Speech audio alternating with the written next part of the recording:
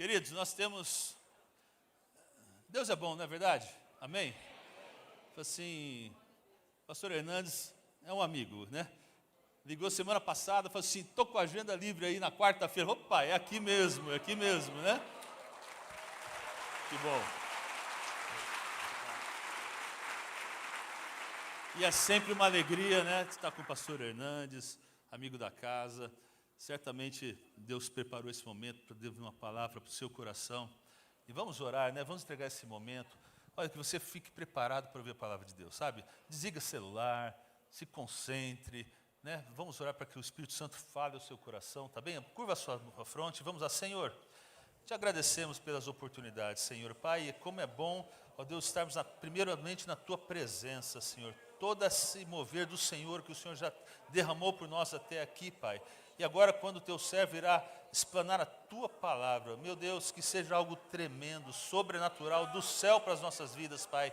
Então, Senhor, abra o nosso coração, a nossa mente, ouvidos, olhos, para ouvir e verem o que o Senhor tem para nós nesta noite, Senhor. Pai, que essa palavra seja, Deus, direta ao nosso coração, como o Senhor sempre tem feito, Pai. Eu agradeço pela vida do pastor Hernandes, a sua vida, a sua família, o seu ministério, e a oportunidade de estarmos juntos aqui, a sua amizade, ó Deus, o seu carinho por esta igreja. Meu Deus, eu louvo o Teu nome, e te agradeço, e põe agora Tuas mãos sobre a vida dele, para que ele seja palavra profética para a nossa vida nesta noite, em nome de Jesus.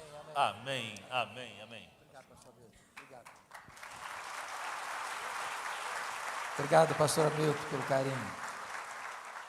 Obrigado, pastor Ari, pela bênção de revê-lo. Irmãos amados, que privilégio retornar a esta linda e preciosa igreja. Assentem-se, por favor, e abra sua Bíblia comigo no livro de Jó, capítulo 1. Jó, capítulo 1.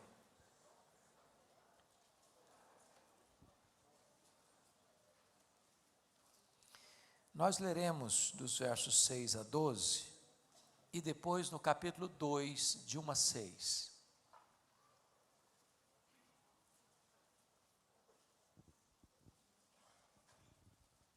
Eu estou com a versão ARA, revista e atualizada, e esse texto, capítulo 1, versos 6 a 12, diz assim: Num dia em que os filhos de Deus vieram apresentar-se perante o Senhor, veio também Satanás entre eles.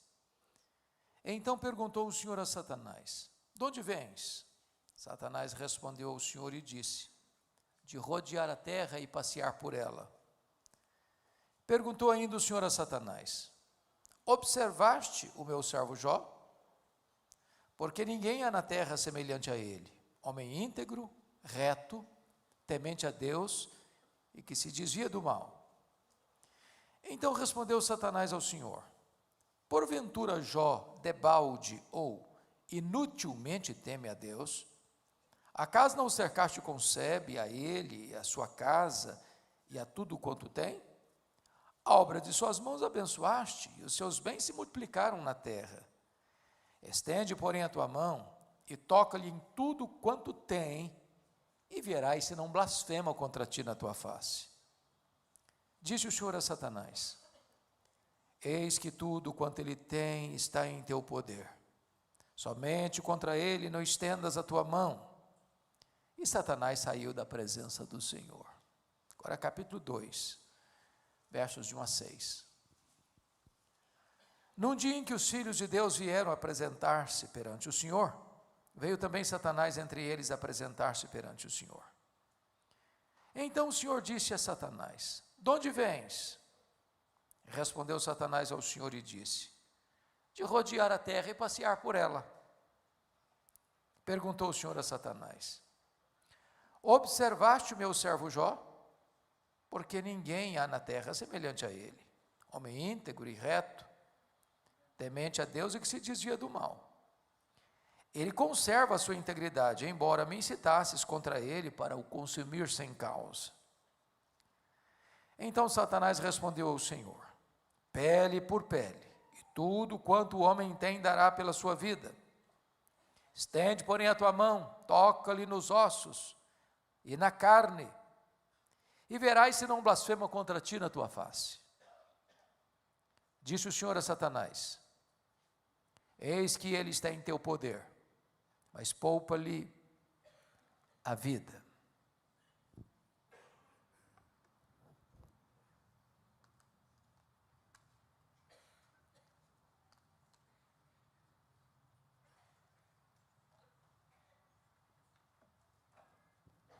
Meus amados, esse texto registra esse episódio de Deus reunido com seus filhos.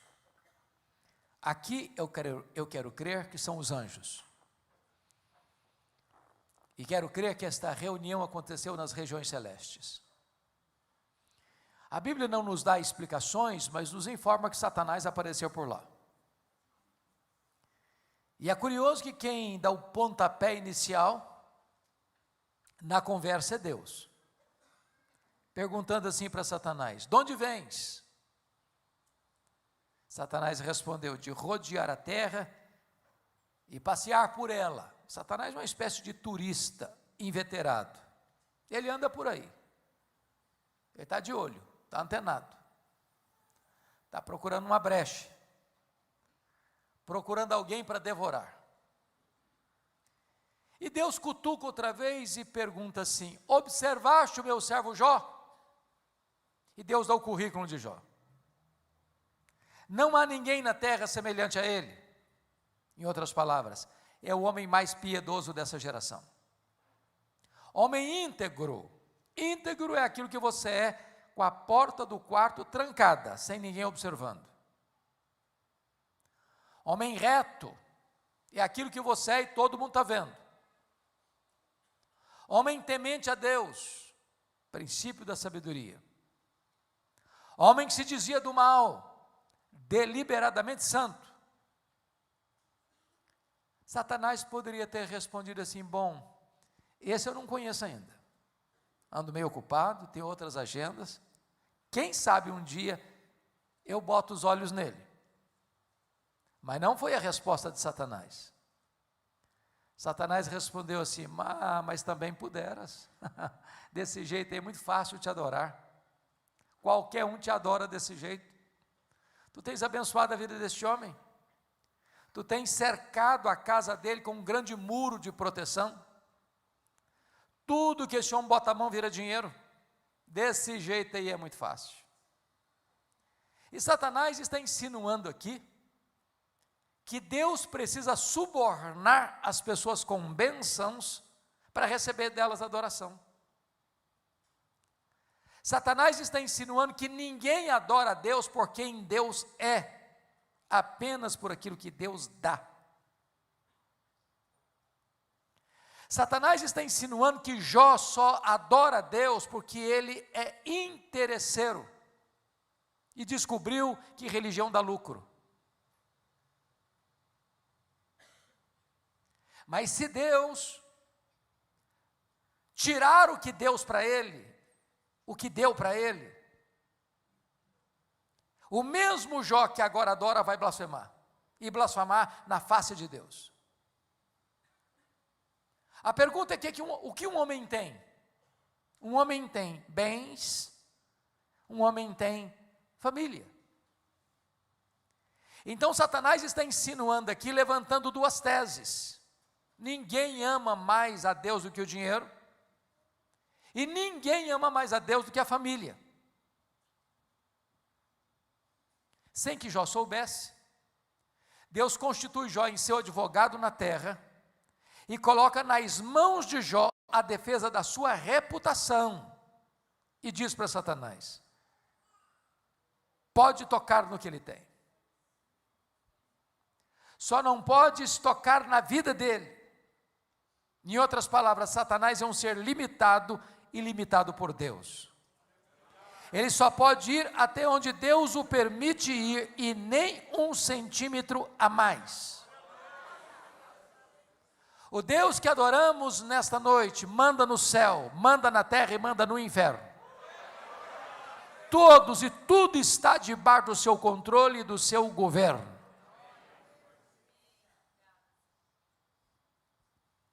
Sem que Jó soubesse, então,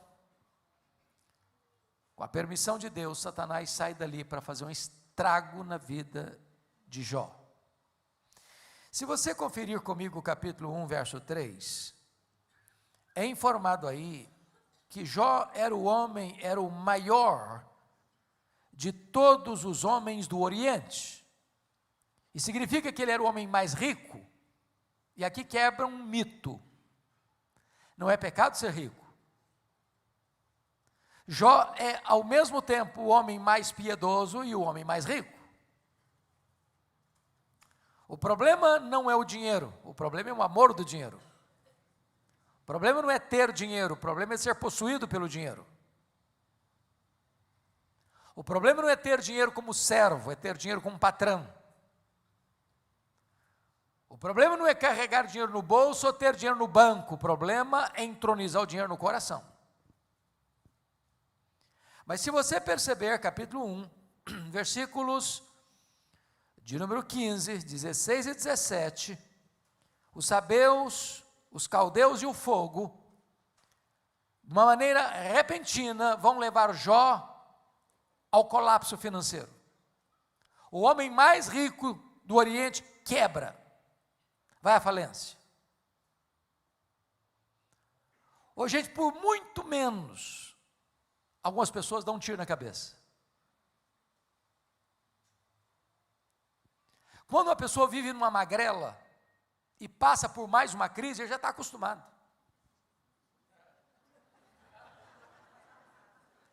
Agora, quando o cidadão é o mais rico, acostumado no fausto, no luxo, perde tudo, o chão foge debaixo dos seus pés. A pergunta é, será que a tese de Satanás era verdadeira? Será que Jó blasfemaria contra Deus? A resposta está no versículo 21 do capítulo 1. Ele disse assim: nu saí do ventre da minha mãe, nu eu voltarei. Sabe o que ele está dizendo? Eu não trouxe nada para este mundo, eu não vou levar nada deste mundo, portanto o que eu ganhei entre o berço e a sepultura não é a razão da minha vida. Então ele derrota aqui a primeira tese de Satanás, e prova que ele adora a Deus, não por aquilo que Deus dá, mas por quem Deus é. Mas conforme o capítulo 1, versículo 5, Jó era um pai exemplar. O versículo 2 diz que ele tinha 7 filhos e 3 filhas. E se você encontrar uma família que tem mais de um filho, e esses filhos vivem unidos, podem ter certeza que tem alguém trabalhando e costurando esta unidade. Porque os filhos não são naturalmente unidos. Sobretudo quando tem dinheiro. Dinheiro não tem liga. Dinheiro não tem amálgama. Mas esse texto diz que Jó é um pai presente, é um pai intercessor, é um pai que vela pela vida espiritual dos filhos, que se preocupa não apenas com o testemunho externo, mas que os filhos pecassem contra Deus no coração. E agora esse pai exemplar, depois do colapso financeiro, recebe a notícia mais dolorosa da sua vida. Seus 10 filhos, num dia de celebração e comunhão, sofrem um acidente, e todos eles morrem no mesmo acidente. E agora este homem tem que levar para o cemitério e sepultar todos os seus filhos no mesmo dia. Irmãos, não é natural pai enterrar filho.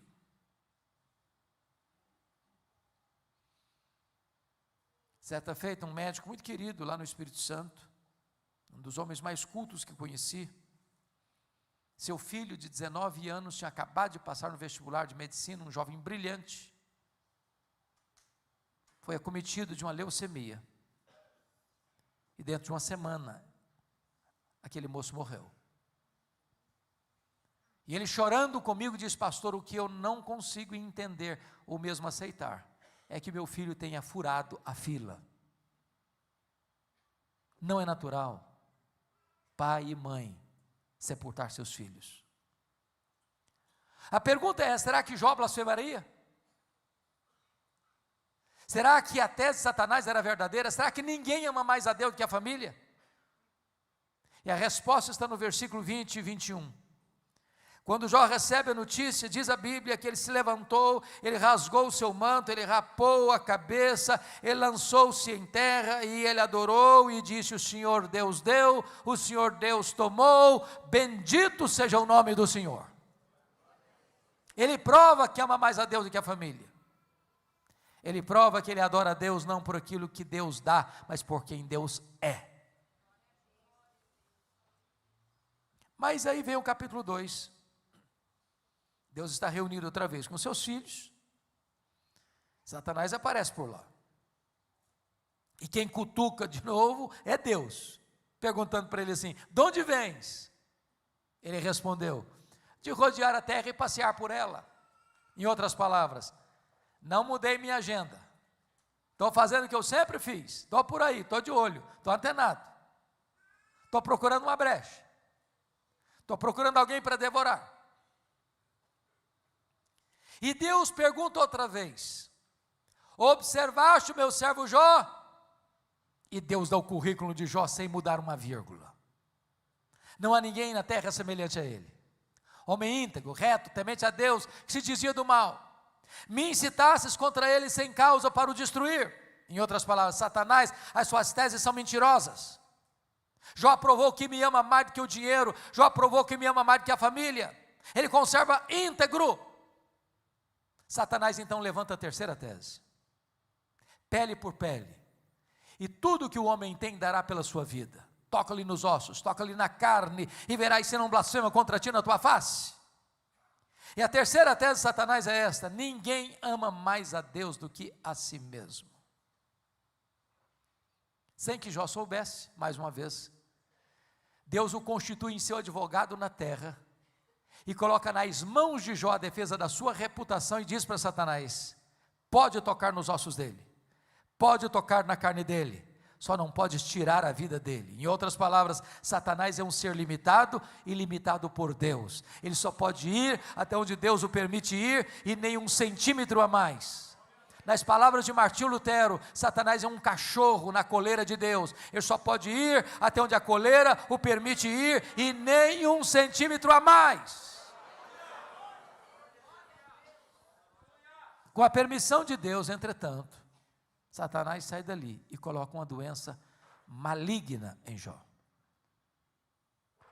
Feridas foram surgindo no seu corpo, do alto da cabeça à planta dos pés. A dor não cessa, o sofrimento é atroz, não há alívio. Jó não consegue comer, Jó não consegue dormir. A pele dele vai ficando necrosada. Ele precisa pegar cacos, talvez de telha, para raspar a pele apodrecida. Bolhas de pus vão se formando, e ele precisa morder nessas bolhas de pus para tentar aliviar a sua dor. Ele fica magro, magérrimo, macérrimo, com o couro furado pelas costelas em ponta. Ele vira uma chaga viva, uma carcaça humana. Seu corpo cheira mal, as pessoas não toleram ficar perto dele. E no auge desse sofrimento, a sua mulher olha para ele e diz: ainda conservas a tua integridade, Jó? Amaldiçoa a Deus e morre, acaba com isso. Deus não é digno de ser adorado no sofrimento. E ele respondeu: tu falas agora como uma louca. Temos recebido o bem de Deus, não receberíamos também o mal? E o capítulo 2, versículo 10, diz que em tudo isso, Jó não pecou contra Deus com os seus lábios. Ele derrota aqui a terceira tese de Satanás, e prova que ama mais a Deus do que a si mesmo, e prova que ele adora a Deus, não por aquilo que Deus dá, mas por quem Deus é. Mas agora vem os amigos, confira comigo, capítulo 2, versículo 11, Elifaz, Bildade e Zofar. Os três combinaram ir juntamente condoer-se de Jó e consolá-lo. Verso 12, levantando-se eles de longe os olhos, não reconheceram Jó, ergueram a voz e choraram. E cada um rasgou o seu manto e lançava pó ao ar sobre a cabeça. Sentaram com Jó na terra 7 dias e 7 noites. E nenhum lhe dizia palavra alguma, pois viam que a dor de Jó era muito grande. Eu pergunto a vocês, esses homens eram amigos de Jó? Eram amigos de Jó? E a resposta é sim, eles eram amigos de Jó. Eu faço uma pergunta novamente a vocês. Vocês já fizeram alguma visita assim a um amigo que está sofrendo? 7 dias, 7 noites, chorando, sem falar uma palavra, assentado na terra. Vocês já receberam alguma visita assim nos dias mais sombrios da vida? Qual era o problema desses homens? O problema desses homens é que num dado momento, entre aspas, eles começaram a fazer teologia. Eles começaram a lucubrar, a filosofar. E eles desenvolveram uma espécie de lógica cartesiana de causa e efeito. E eles começaram a pensar, ninguém sofre sem causa. Se Jó está sofrendo, é porque ele fez coisa errada. E se ele está sofrendo muito, é porque fez muita coisa errada. Mas eles não só pensaram, não, eles falaram. E eles não só falaram, não falaram para Jó. E eles assacaram contra Jó os mais pesados libelos acusatórios. Eles chamaram Jó de adúltero. Eles chamaram Jó de ladrão. Eles chamaram Jó de louco. Eles falaram para Jó que Deus matou os filhos dele porque ele era louco. Eles falaram para Jó que ele ficou rico porque roubou dos órfãos e das viúvas. Eles cravejaram Jó com as suas setas mais venenosas, com as suas críticas mais mordazes. Eles arrasaram com Jó. E o que Jó fez?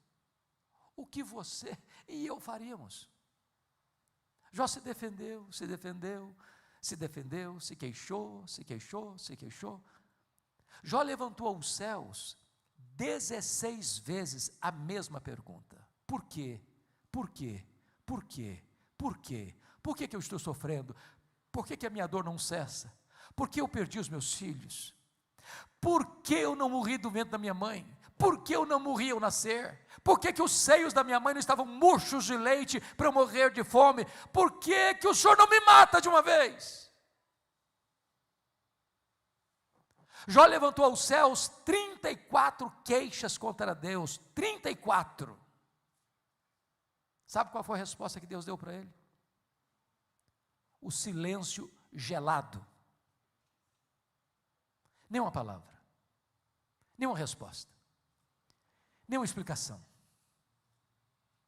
nenhuma luz no fim do túnel, nenhum sinal do seu favor.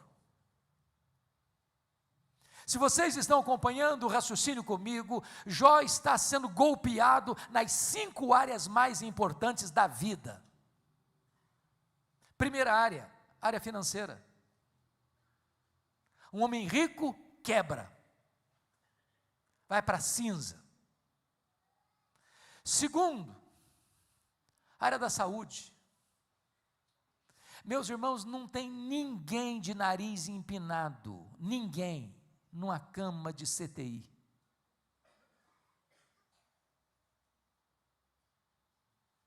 Não há espaço para soberba ou vaidade nos portais da morte.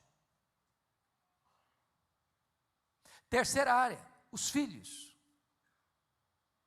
Nada mexe mais com o homem, nada mexe mais com a mulher, nada mexe mais com o pai, nada mexe mais com a mãe do que seus filhos serem arrancados dos seus braços. Quarta área que ele sofreu golpe, o casamento. na hora que ele mais precisou do apoio da sua mulher. A sua mulher diz para ele: ainda conservas a tua integridade, Jó? Amaldiçoa a Deus e morre, acaba com isso. Quinta área, área das amizades. Aqueles que deveriam ser amigos, consoladores, bálsamo, tornaram-se inimigos, acusadores, vinagre na ferida. Tornaram-se consoladores molestos. E quando você olha esse cenário, não tem mais o que perder. Não tem mais poço fundo para cair. Ele já está no fundo do poço. Mas uma coisa Jó não perdeu diante de todas essas tragédias. Ele não perdeu a sua fé em Deus. E do mais profundo abismo, ele arranca do peito um brado de esperança e diz: mais uma coisa eu sei, é que o meu Redentor vive. O meu Redentor vive. E eu terei meu corpo revestido. E eu verei o meu Redentor. E ele começa a entender que este Deus é o Deus que inspira canções de louvor nas noites escuras. E quando ele declara a sua confiança em Deus na tragédia, Deus rompe o silêncio e começa a falar. E quando Deus rompe o silêncio e começa a falar com ele, pasmem vocês, Deus não respondeu nenhuma das suas 16 perguntas. Deus não respondeu nenhuma das suas 34 queixas. Quando Deus começou a falar com ele, Deus fez literalmente 70 perguntas para Jó, todas retóricas, impossíveis de responder. E Deus perguntou para ele: ô Jó, onde tu estavas quando eu lançava os fundamentos da terra? Ô Jó, onde você estava quando eu espalhava as estrelas no firmamento? Ô Jó, onde você estava quando eu cercava as águas do mar para elas não invadirem a terra? E Deus foi despejando em catadupas, torrentes caudalosas da sua glória, do seu poder, da sua majestade sobre Jó, mostrando que ele é Deus soberano, Senhor do universo, Criador do universo, controlador da natureza. E Deus foi mostrando o seu poder para Jó, a sua glória para Jó, a sua onipotência para Jó, e Jó foi sendo esmagado debaixo da grandeza, da soberania e da majestade de Deus.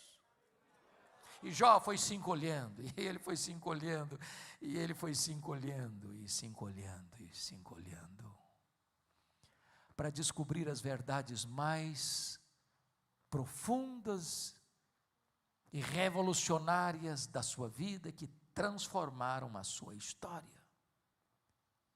Verdades essas que hoje também pode trazer restauração para a sua vida.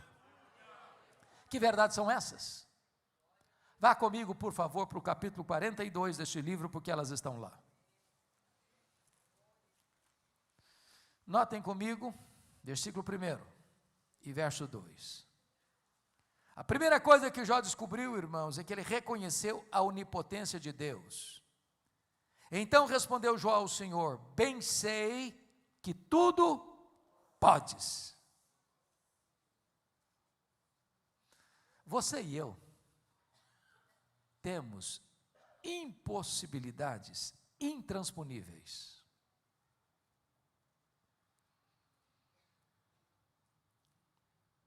Eu sempre gostei muito de ler. E, via de regra, quase toda semana eu passo nas livrarias dos aeroportos para dar uma olhadinha no que está saindo. E vocês muito sabem que as obras mais publicadas no Brasil e no mundo são os livros de autoajuda,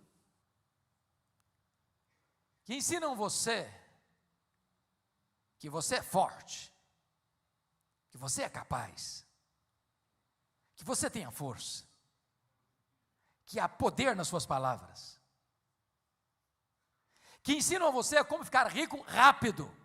Eu acho que eu não estou sabendo ler direito esses livros. Sabe o que a Bíblia diz? Exatamente o contrário. A Bíblia diz que nós somos fracos. A Bíblia diz que Deus conhece a nossa estrutura e sabe que somos pó. Querendo ou não, gostando ou não, o tempo vai esculpindo algumas rugas no nosso rosto indisfarçáveis. As meninas, mais espertas do que os homens, driblam isso um pouco melhor, com um bom cosmético. Às vezes acorda-se de manhã, é um caos. Passa um bom cosmético, vira um cosmos.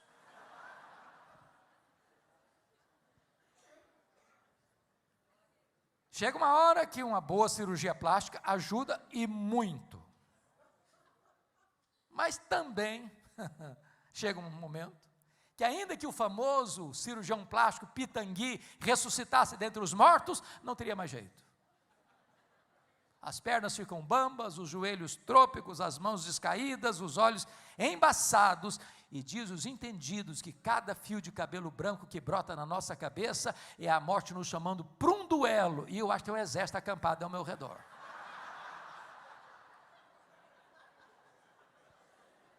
Temos fraquezas.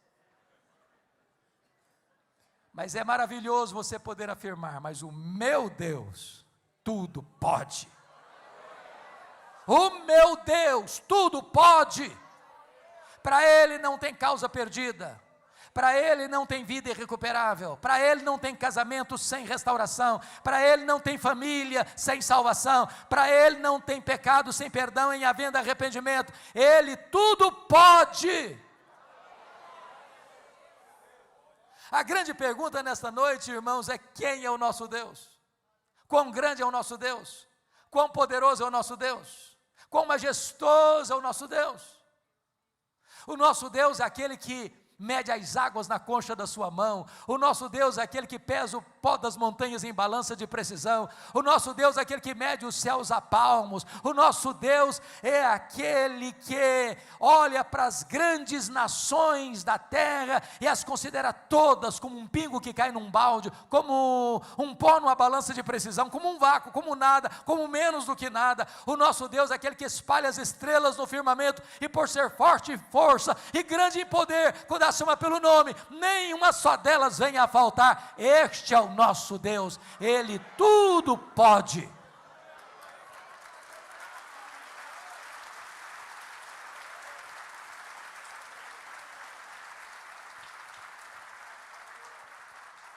Me permita explicar isso de uma maneira mais simples. Um pai caminhava com seu filho de 4 anos pela rua. E eu não sei se vocês concordam comigo, mas via de regra as crianças parecem ter feito um curso de pós-doutorado em perguntas difíceis. Eu não conheço ninguém que faça perguntas mais complicadas do que crianças. E o menino então voltou para o pai e perguntou assim: papai, qual é o tamanho de Deus? E o pai não tinha uma resposta pronta para um menino de 4 anos. Qual é o tamanho de Deus? Ficou em silêncio, pensativo, caminhando. Enquanto caminhavam, o pai escutou os roncos das turbinas de um avião supersônico lá nas alturas excelsas. E disse: filho, está escutando? Estou escutando. Olha para cima. Está vendo aquele avião? O menino olhou: estou vendo, papai, estou vendo. Qual é o tamanho daquele avião, meu filho? O menino respondeu: pequeno, papai, muito pequeno, estava muito longe. O pai pegou o menino pelo braço, levou-o imediatamente ao aeroporto. Tinha um jumbão de mais de 400 passageiros estacionado no pátio. O pai chegou bem perto e perguntou: você está vendo esse avião, filho? Estou vendo, papai. Qual é o tamanho desse avião, meu filho? Esse é grande, esse é grande. O pai disse: pois bem, meu filho, Deus é do mesmo jeito. Quando você está longe de Deus, meu filho, Deus parece pequeno para você. Aí os seus problemas ficam enormes. Mas quando você está perto de Deus, meu filho, aí Deus é grande para você. Aí os seus problemas ficam pequenos. Agora eu sei que tudo podes. A segunda verdade que mudou a história de Jó, meus irmãos, está no versículo 2. Jó reconheceu a soberania dos propósitos divinos. Ele diz assim: e nenhum dos teus planos pode ser frustrado. Irmãos, nós cremos nessa verdade bendita, que Deus é o quê? Soberano.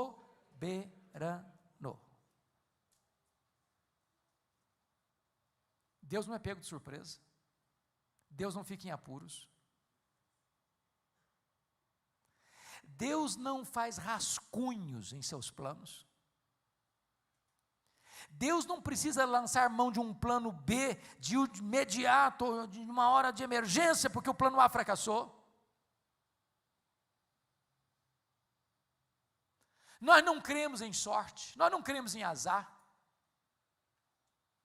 nós não cremos em determinismo cego. Nós não temos medo, nós não temos medo de olho gordo, nós não temos medo de feitiço, nós não temos medo de macumba. Nós sabemos que a mão de Deus dirige o nosso destino. Nada acontece com você sem que Deus saiba, sem que Deus permita, sem que Deus tenha um propósito. Podemos afirmar com todas as forças da nossa alma, sabemos que todas as coisas cooperam para o bem daqueles que amam a Deus, daqueles que são chamados segundo o seu propósito. Podemos afirmar com toda a força da nossa alma, que não há Deus como o nosso, que trabalha para aqueles que nele esperam. Está passando uma luta? Calma, calma. Deus está no controle. Deus não é sádico. Deus não tem prazer em ver você sofrer, não. Se Ele permite a prova, e você ser contristado por um breve tempo, não é para destruir você, não, é para tonificar as musculaturas da sua alma. Porque Deus não quer apenas levar você para a glória, Deus quer também transformar você à imagem do Rei da Glória. A terceira verdade que impactou e mudou a história de Jó, está aí no versículo 3, confira comigo. Parte B, ele diz assim: na verdade, eu falei do que eu não entendia. Coisas maravilhosas demais para mim, coisas que eu não conhecia. Me permita, pastor Hamilton, dar um conselho para esta querida igreja. Tira um dia de feriado, tira um sábado, dê uma lida no livro de Jó, numa sentada só, Às vezes a gente perde muita coisa, porque a gente não conecta as coisas. Lá em Tiago diz que Jó era um homem paciente. Mas às vezes a gente pensa que Jó era aquele tipo de paciente estoico, que senta no canto de uma casa, trinca os dentes e aguenta calado. Não, não foi assim não. Jó falou muito, mas muito. Jó perguntou, Jó reclamou, Jó se queixou. E quando você está passando por uma dor, por uma crise, por uma angústia, quando você pergunta e não tem resposta, e a única voz que você escuta é o estalido do chicote em cima das suas costas, você começa a falar, e às vezes fala até o que não sabe.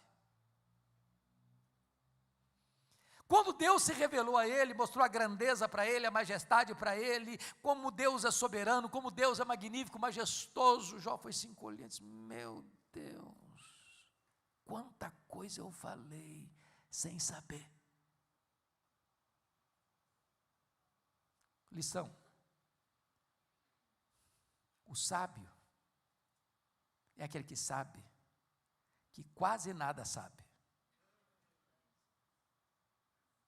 Se você encontra uma pessoa que fica arrotando em cima de você conhecimento e passando a ideia que ele sabe tudo, ele não sabe é nada. Porque o sábio tem consciência da sua limitação. O ditado popular é verdadeiro: quem faz barulho é lata vazia. Eu fui criado na roça, naquela agricultura bem familiar. Plantei milho, colhi milho. Quando você está na hora de colher uma roça de milho, você sabe a diferença entre uma espiga boa, granada, e um restolho, que só tem sabugo e palha. Sabe qual é a diferença? Quando a espiga está pronta para colher, ela se dobra. O restolho, que só tem palha e sabugo, nunca se dobra, fica empinadinho. Quando você vê uma pessoa muito empinadinha, pode saber, é restolho, só tem palha e sabugo.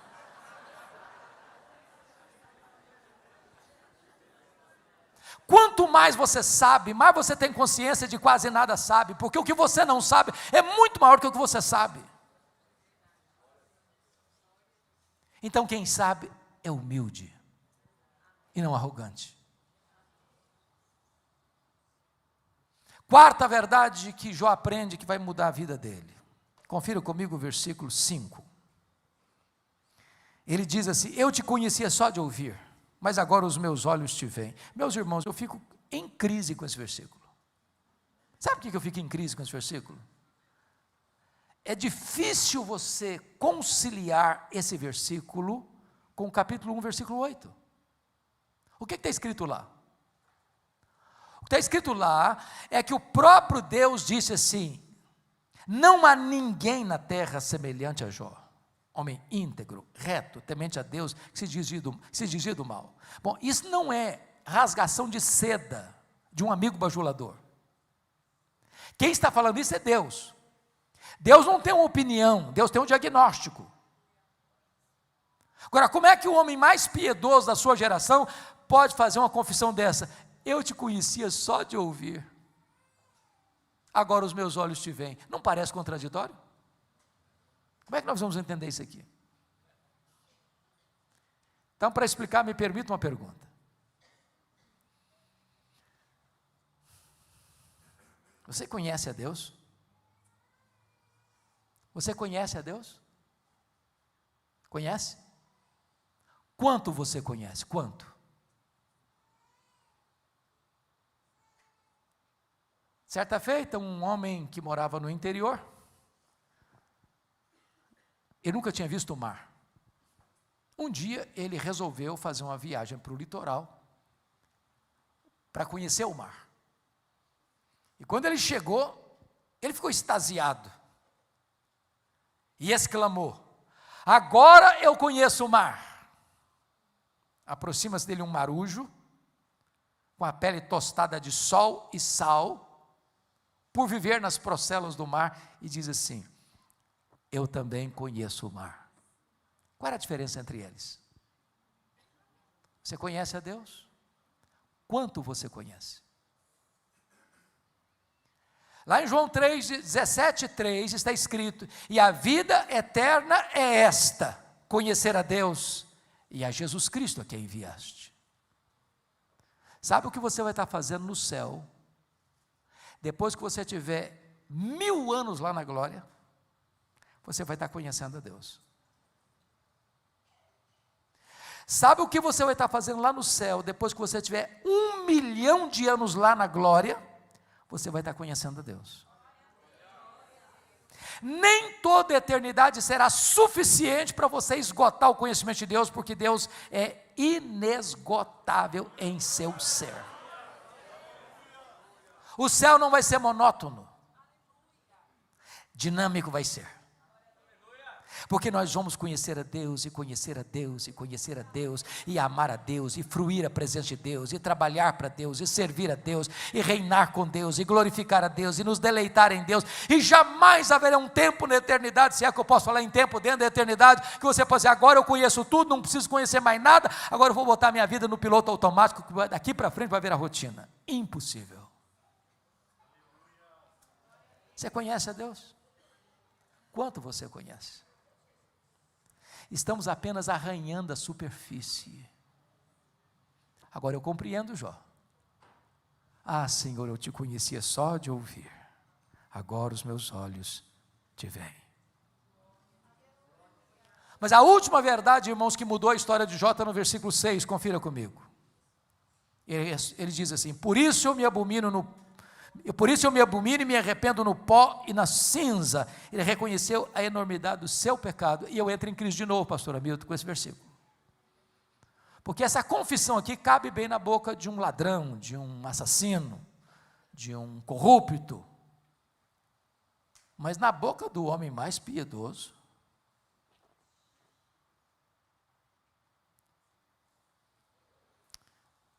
se eu, ao chegar aqui hoje, fui bondosamente apresentado, e as minhas primeiras palavras fossem essas a vocês: cabeça baixa, semblante abatido, meus irmãos, eu preciso dizer para vocês que eu hoje me abomino no pó e na cinza. Alguém diz: tem coisa aí.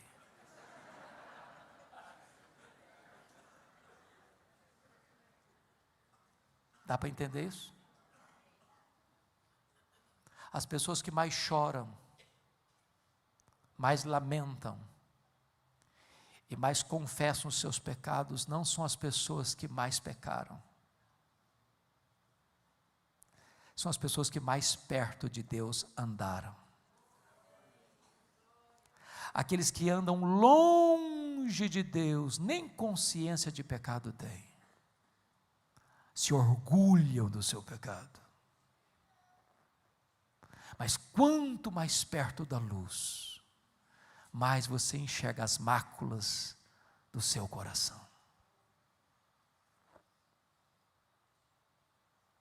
Se você encontrar uma pessoa na igreja, ou fora dela, que toda vez que encontrar com você, vai contar uma história, onde ela é o herói, ela é a mais esperta, ela é a mais crente, ela é a mais piedosa, ela sempre vai se exaltar, pode ter certeza, você está perto de uma pessoa que está longe de Deus. Quanto mais perto de Deus, mais coração quebrantado você terá. Mas eu quero remeter você agora para caminhar para o encerramento, para o verso 10. Porque o versículo 10 é a chave hermenêutica do livro. E o que está escrito no versículo 10? Mudou o Senhor a sorte de Jó quando ele chorava pelos seus amigos, e o Senhor deu-lhe o dobro de tudo que antes possuíra. A pergunta é: por que Deus mudou a sorte de Jó quando ele orava pelos seus amigos? Por quê? Me permita uma pergunta. Você já chegou naquele estágio espiritual que ninguém mais fala mal de você?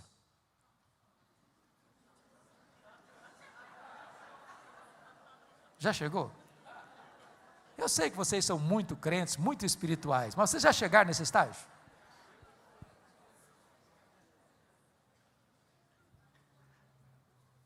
Me permita a segunda pergunta. O que vocês sentem quando alguém fala mal de vocês? E falam mal, sendo você inocente. Qual a sua reação? Você fica feliz? Glória a Deus, as pessoas estão falando mal de mim, mas que delícia isso, gente. Eu vou até dormir melhor essa noite. É assim que você reage? Não. Então eu pergunto a vocês, o que vocês acham que Jó sentiu? Quando os seus amigos na cara dele falaram: você é um ladrão, você é um adúltero, você é maluco, de pedra, você é doido, você roubou dos órfãos, das viúvas. Vocês acham que ele ficou feliz? O que ele fez? Se defendeu. E sabe quem se defende e tem no coração? Dor. mágoa, tristeza, pesar. Sabe o que Deus está dizendo para Jó? Meu filho, saia dessa arena de autodefesa, saia. Entre, meu filho, na brecha da intercessão.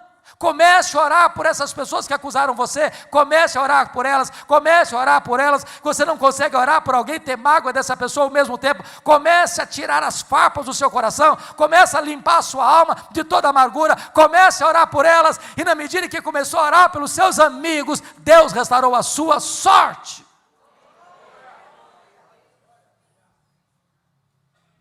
O que eu acho maravilhoso é que as 5 áreas que Satanás tentou destruir na vida de Jó, Deus restaurou todas elas. Primeira área que Deus restaurou, confira comigo o versículo 16, foi a sua saúde. Depois disso viveu Jó 140 anos, e viu a seus filhos e aos filhos de seus filhos até a 4ª geração. Eu acho que não ficou nem cicatriz, nem sequela. Pois o Deus da cura está aqui nesta noite. Ele tem o mesmo poder. Ele é o Jeová Rafá. Para ele não tem doença incurável.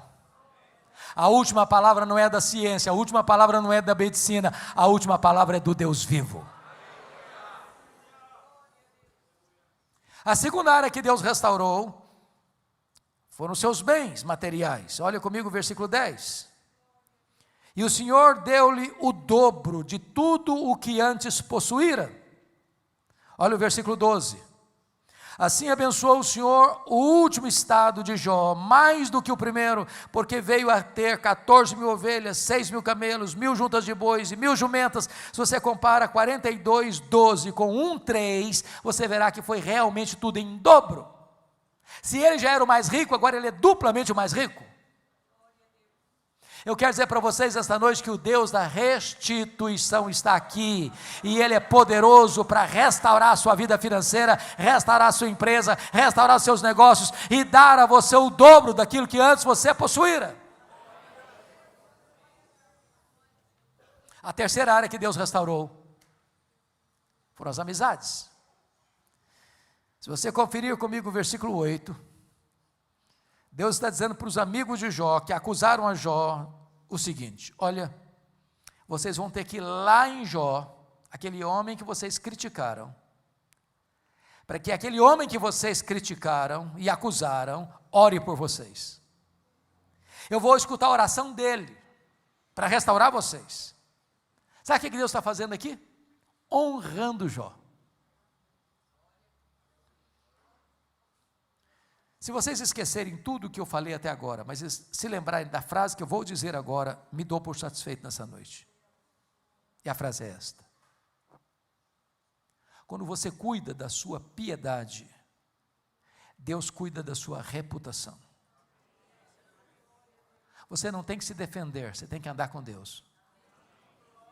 Porque quando você anda com Deus, quem criticou você vai ter que voltar a você e mudar de opinião a seu respeito.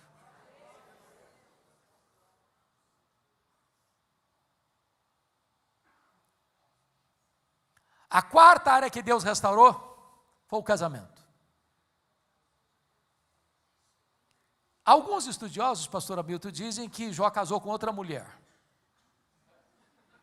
Como o texto não diz, eu não posso chegar a essa conclusão. Eu não posso chegar a essa conclusão. Então, para mim, ele casou, ou retornou, ou restaurou o casamento dele. Porque se tivesse outra mulher na jogada, Deus teria dito. Mas eu preciso agora que vocês me acompanhem no seguinte raciocínio. Imaginem vocês que Jó fosse brasileiro. Só um pouquinho, pensem comigo nisso. Quando ele estava numa magrela, a mulher dele disse assim: morre, homem, morre, mas morre logo. Agora o Jó está curado, duplamente mais rico, no topo da pirâmide social. O que vocês acham que ele falaria para ela agora? Morre, mulher, morre! A fila andou, minha filha, a fila andou. Eu estou no outro agora. Não, mas não foi assim. Não foi assim. Deus pegou os cacos e fez um vaso novo. Porque o nosso Deus é o Deus da restauração.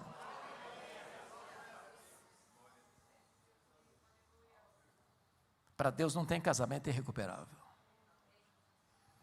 Há pouco tempo, uma mulher se aproxima de mim, na igreja, e diz assim: pastor, eu vim comunicar ao senhor, e falando com semblante sisudo, que eu estou me divorciando. E eu tomei um susto. Um susto. E eu disse: como? Eu estou me divorciando. Está claro ou para você botar a legenda? Uai, minha filha, mas você está divorciando por quê? Perguntei. Ela na lata respondeu: secou. Secou, está claro? Estão entendendo? Eu disse: secou? Uai, mas se secou, tem esperança, minha filha. Ela regalou os olhos e disse: o senhor está maluco? Eu falei: tem esperança. Você não leu na Bíblia lá que Deus fez a vara seca de Arão florescer? Ele faz florescer o que está seco no seu coração. Falou: pastor, o senhor endoidou. Eu estou falando para o senhor que morreu. Entendeu agora? Falei: morreu? Ué, mas se morreu, tem esperança. Você não leu na Bíblia lá que Jesus ressuscita os mortos? Pois ele ressuscita o sentimento que está morto no seu coração. O pastor, o senhor ficou maluco mesmo. Eu estou falando para o senhor que acabou, não tem mais nada. Acabou, entendeu agora? Acabou, não tem mais nada, entendeu? Falei: acabou, minha filha. Ué, mas se acabou, tem esperança. Você não leu na Bíblia lá que Deus chama a existência as coisas que não existem? Pois Deus pode chamar a existência o que não tem mais aí. Você não vai divorciar agora não, você vai orar comigo um mês, depois você volta aqui. Depois de um mês ela voltou. Diz: pastor, acabou a vontade de divorciar. Deus restaurou o meu casamento. Deus colocou novos sonhos no meu coração. Para Deus nada é impossível. Mas a quinta área que Deus restaurou foram os filhos. Se você comparar 1:2 com 42:13, você verá que Jó tinha 7 filhos e 3 filhas antes, e agora ele tem mais 7 filhos e 3 filhas. Mas alguém pode argumentar e dizer: bom, pastor, então não foi tudo em dobro. Porque se ele tinha 10 antes, se era tudo em dobro, devia ter quanto agora? 20. Então não é tudo em dobro. Mas vamos entender algo, irmãos, muito importante. Às vezes nós usamos um vocabulário que não deveríamos usar. Por exemplo, quando morre alguém na família, crente no Senhor Jesus, se diz assim: perdi meu pai, perdi minha mãe, perdi meu avô, perdi minha avó, perdi meu filho, perdi minha filha. Você perde algo ou alguém quando você não sabe onde está este algo ou este alguém.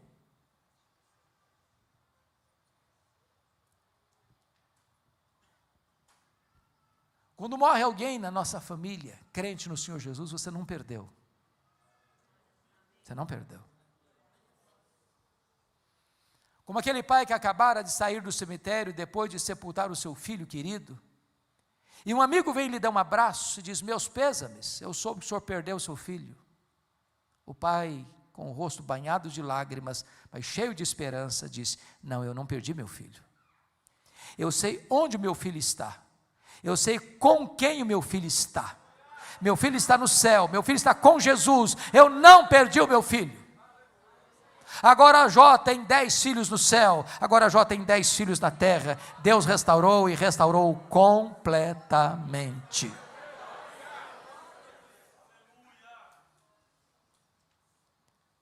Sabe o que Satanás queria? Colocar Jó longe de Deus. Sabe o que Satanás conseguiu? Colocar Jó mais perto de Deus. Sabem por quê? porque os planos de Deus não podem ser frustrados. Este é o seu Deus, este é o meu Deus, este é o nosso Deus, digno de toda honra, de toda glória e de todo louvor.